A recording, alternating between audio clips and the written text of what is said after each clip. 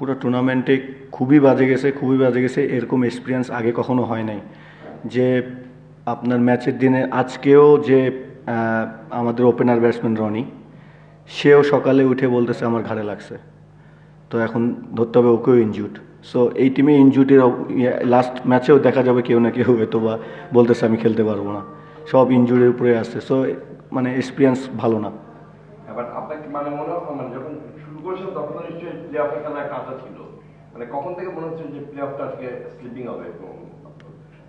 আমার কাছে মনে হয় যে আমাদের রাকিন যদি ফুল সার্ভিস দিতে পারতো, তাহলে আমাদের যদি মানজি যদি একটা ভালো সার্ভিস দিতে পারতো, পল স্টার্লিং ছিল, এরা আসলে সব মানে ফ্র্যাঞ্চাইজিস ক্রিকেটের সব মানে নাম অনেক বড় নাম। সো কেউ আসলে এইভাবে আমাদেরকে ডেলিভার করতে পারেনি।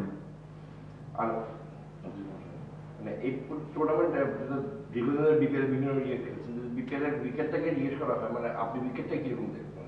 এবারের উইকেট আলহামদুলিল্লাহ সব থেকে ভালো। আমার যে আমি মানে বিপিএল আমার কখনো মিস হয় নাই, কিন্তু সব থেকে ভালো উইকেট এইবারের বিপিএলে হয়েছে। সবকটা ভেন্যুতে ভালো উইকেট।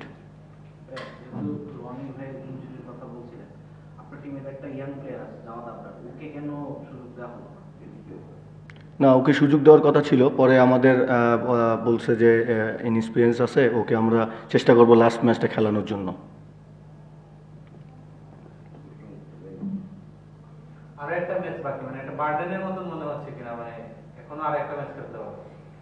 না আসলে আরেকটা ম্যাচ বার্ডেন না, কিন্তু যদি আমরা এই মানে লাস্ট ম্যাচটাও যদি জিতে যেতে পারি, তারপরেও নিজের কাছে একটা মানে শান্তি আসবে যে না, ম্যাচ একটা জিতে আমরা আসছি।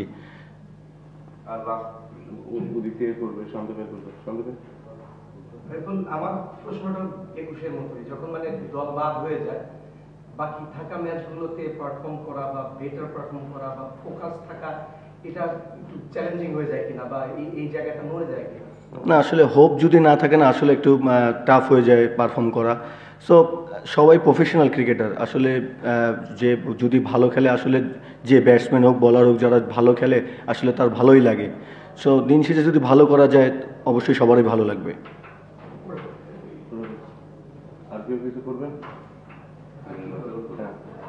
আপনার কবে থেকে জানতে পারছেন যে Mashrafe is not with your team? আমরা তো আপনারা বেশ অনেকবারই বিভিন্ন সংবাদ এসে বলতে মাশরাফিকে এইভাবে রোলে বা ওইভাবে অনেক কিছু ব্যাপার, when did you know যে মাশরাফি আপনার সাথে নাই? আমরা শুরু থেকেই আমরা বুঝতে পারছি যে মাশরাফি আমাদের সঙ্গে থাকবে না।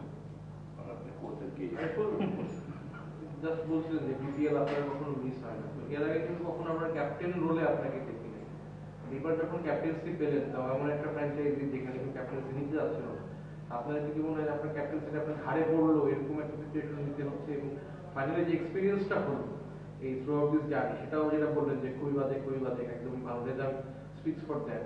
সবকিছু মিলে আপনার কি মনে হয় যে ক্যাপ্টেন্সি নেওয়াটাই হচ্ছে একটা বড় ভুল ছিল আপনার জন্য? না আসলে সত্যি কথা বলতে, আসলে আমার এর আগে কখনো ক্যাপ্টেন্সি করা হয়নি। সো করার পরে বুঝতে পারলাম যে আসলে কতটা প্রেশার নিয়ে আসলে কত কিছু হ্যান্ডেল করতে হয়। সো এটা একটা লাইফের গ্রেট এক্সপিরিয়েন্স যে কত কিছু মেনটেন করে চলতে হয়।